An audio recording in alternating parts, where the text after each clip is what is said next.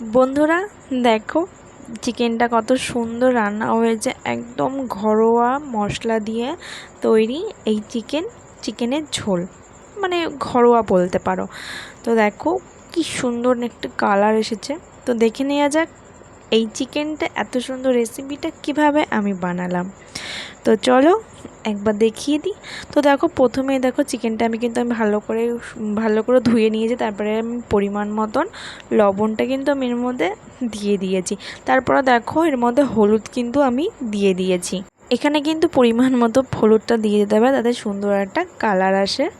আর এর মধ্যে আমি সর্ষের তেল দিয়ে দিয়েছি, যাতে একটু মাখানোর সময় বা মশলা কষানোর সময় মাংসটা খুব সুন্দরভাবে লেগে যায়।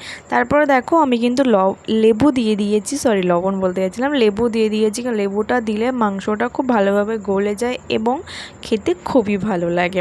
আমি কিন্তু একটা লেবু দিয়েছি, মানে গোটা একটা লেবু 4 পিস করে কেটে দিয়েছি। তারপরে দেখো আমি কিন্তু মাখাচ্ছি, মাংসটা ম্যারিনেট করব, এখন করে রেখে দেব। যে লবণ হলুদ আর লেবু দিয়ে দিলাম যেইগুলো, সেগুলো দিয়ে আমি কিন্তু এখন খুব সুন্দর করে মাখাচ্ছি। তো এই মাখানোগুলো আমি 5 থেকে 10 মিনিট পর্যন্ত রেখে দেব। তো দেখে নাও কি সুন্দর তেল তেল উপরেরটা একটু লাগছে, ঠিক আছে। তো এখন কিন্তু আমি চুলাতে আগুনটা ধরিয়ে দিয়েছি। তো এখন অপেক্ষা যে কড়াইটা যতক্ষণ না গরম হবে তার জন্য অপেক্ষা করতে হবে। তো গরম হয়ে গেছে। তো দেখো আমি তেল দিয়ে দিয়েছি। এখানে কিন্তু পরিমাণ মতন তেলটা দিয়ে দেবে, বেশি তেল দেবে না, তাতে রান্নাটা কিন্তু খুব তেলা হয়ে যাবে আর তখন খেতে ভালো লাগবে না, তেল ভেসে কিন্তু উঠবে। তো দেখো আমি তেল গরম হয়ে যাওয়ার পর আমি কিন্তু একটা শুকনো লঙ্কা দিয়ে দিয়েছি ফোড়নের জন্য, আর একটা গোটা গরম মশলা, 3টে লবঙ্গ আর দারচিনি দিয়ে দিয়েছি। আর সামান্য কিছু জিরে দিয়ে দিয়েছি আমি এর মধ্যে। দেওয়ার পর নাড়াচাড়া করে নেব যাতে ভাজা ভাজা হয়ে যায়। তারপরে দেখে নাও আমি পেঁয়াজ দিয়ে দিয়েছি, একদম কুচি কুচি করে কেটে রেখে দিয়েছিলাম। কেটে রাখা পেঁয়াজটা দিয়ে দিয়েছি আমি।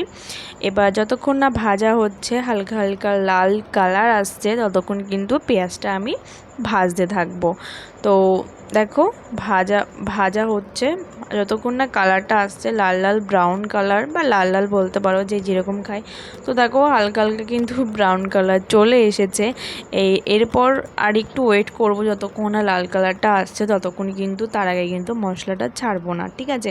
নাহলে কিন্তু মশলাটা কিন্তু একদমই ভালো লাগবে না, ভালো করে কষবে না। তো দেখো এরপর কিন্তু আমি টমেটো দিয়ে দিয়েছি। টমেটো কুচি কুচি করে রেখে দিয়েছিলাম কেটে, তো সেই টমেটোটাই আমি এখন দিয়ে দেবো তেলের মধ্যে। এবার টমেটোটা দেওয়ার পরে কিন্তু নাড়াচাড়া করতে হবে। এবার নাড়াচাড়া করে যতক্ষণ না টমেটোটা গলে যাচ্ছে, হালকা সেদ্ধ হচ্ছে পেঁয়াজের সাথে এবং তেলের সাথে একদম ভালো করে সেদ্ধ হচ্ছে বা ভাজতে হচ্ছে, ততক্ষণ কিন্তু ভাজতে হবে। দেখো কি সুন্দর কিন্তু তেলটা ছাড়ছে, কিন্তু মানে ভাজাটা আস্তে আস্তে হচ্ছে। এরপর দেখে নাও এটা আমি রসুন বাটা দিয়েছি। একদম দেখো বাটাটা কিন্তু আমি খুব মিহি করে বেটেছি। আর মশলাটার পরিমাণটা দেখো আমি কিন্তু খুবই অল্প দিয়েছি, কারণ ঘরোয়া রান্না করছি। আর আমি বিশেষ করে রান্নায় তেল মশলা একটু কম খেতেই ভালো লাগে, কারণ এখন যা গরম পড়েছে তাতে কিন্তু মশলাটা অল্প খাওয়াই আমার পক্ষে মনে হয় ভালো। তো দেখো এদিকে কিন্তু আমার মশলাটা অনেকটাই তেলটা ছেড়ে দিয়েছে। তারপর কিন্তু আমি লঙ্কা বেটে রেখে দিয়েছিলাম, মানে লাল মরিচ আমি বেটে রেখে দিয়েছিলাম, সেটাই আমি কিন্তু দিয়ে দিয়েছি। তারপর আমি জিরের গুঁড়ো দিয়েছি। তো জিরের গুঁড়ো দেওয়ার পর সামান্য আমি একটু গরম মশলা দিয়ে দেবো। এটা কিন্তু বাড়িতে তৈরি করা গরম মশলা। তারপর সামান্য পরিমাণে আমি কিন্তু লবণটা দিয়ে দিয়েছি। এখানে লবণটা একটু অল্প দিতে হবে, কারণ আমি ম্যারিনেশন করার সময় কিন্তু লবণ অলরেডি আমি মাংসতে দিয়ে দিয়েছিলাম। তো তারপর দেখো আমি হলুদ দিয়ে দিয়েছি যাতে একটু কালারটা ভালো আসে। আর দেখো মশলাটা কিন্তু খুব ভালো করেই ভাজা হচ্ছে এবং তেলটা দেখো আস্তে আস্তে ছাড়ছে কিন্তু। এরপর কিন্তু আমি হালকা একটু জল দিয়ে দেবো পরিমাণ মতো। জল দিয়ে আমি নাড়াচাড়া করে নেব, নাহলে দেখো লেগে যাচ্ছে। আর মশলা কিন্তু একটু পুড়ে গেলে কিন্তু একটুও ভালো লাগবে না খেতে, একটু তিতো তিতো লাগবে। তো দেখো মশলার থেকে কিন্তু অনেকটাই তেল ছেড়ে দিয়েছে, দেখতে পাচ্ছ বন্ধুরা কতটা খুব সুন্দর একটা কালার এসেছে এবং কত সুন্দরভাবে তেলটা ছেড়ে দিয়েছে। এবার আমি চিকেনটা যে ম্যারিনেশন করে রেখে দিয়েছিলাম সেটাই আমি কিন্তু চিকেনটা আমি এবার কড়াইতে ঢেলে দেব। এখানে দেখো 1 কেজি মতন কিন্তু মাংস আছে, সেটা আমি কিন্তু এখন ঢেলে দিয়েছি, যে ম্যারিনেশন করে রেখে দিয়েছিলাম সেটাই কিন্তু আমি এখন ঢেলে দিয়েছি। আর সুন্দরভাবে একটু নেড়ে নেব যাতে মাংসটা মশলাটার সাথে ভালোভাবে চিকেনের সাথে মশলাটা লেগে যায়। তো ভালো করে দেখো নেড়ে নিচ্ছি, আর দেখো সুন্দর একটা কালার এসেছে। এখানে কিন্তু আমি খুব একটা কিন্তু মশলা দিইনি, তাতেই দেখো কি সুন্দর কালার হয়ে গেছে। তো দেখতেই পাচ্ছ এখন কিন্তু চিকেনের থেকে মশলাটা ভাজা হয়ে গেছে এবং চিকেনের সাথে মশলাটা কিন্তু খুব সুন্দর লেগে গিয়েছে এবং ভাজা ভাজাও হয়ে গেছে, তেলটা ছেড়ে দিয়েছে। তো এখন কিন্তু আমি ছোট্ট একটা বাটি পরিমাণ মতো আমি কিন্তু জলটা দিয়ে দেব। জল দেওয়ার পর একটু নেড়ে নেব, কারণ মাংসটার সাথে লেগে যেতে পারে। এরপর কিন্তু 5 মিনিটের জন্য ঢেকে রেখে দিতে হবে, তাহলে সুন্দর ভালো কষবে। তো 5 মিনিট পর চলে এসেছি। এরপর কিন্তু এই কস্তুরি মেথি পাউডারটা কিন্তু আমি দিয়ে দেব।